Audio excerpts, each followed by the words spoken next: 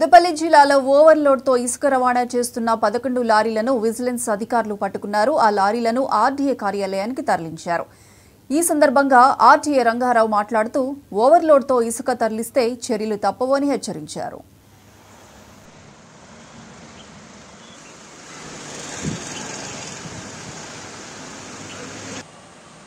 రాత్రి పొద్దుటి వరకు కరీంనగర్ విజిలెన్స్ వాళ్ళు చెకింగ్ చేసి 11 ఇసుక వాహనాలు జప్తు చేయడం జరిగింది. అది మా హ్యాండ్ ఓవర్లో పెట్టారు. ఇంతవరకు మాకు కమ్యూనికేషన్ చేయలేదు, కానీ అవి ఓవర్లోడ్లు ఉన్నట్టుగా తెలుస్తుంది. వాటి మీద చట్టం ప్రకారం ఎంత జరిమానా విధించచ్చో చూసి వాటి ప్రకారం విధించి ఫైన్ విధించడం జరుగుతుంది.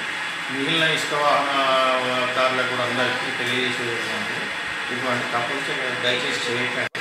నిన్న రాత్రి పొద్దుటి వరకు కరీంనగర్ విజిలెన్స్ వాళ్ళు చెకింగ్ చేసి 11 ఇసుక వాహనాలు జప్తు చేయడం జరిగింది.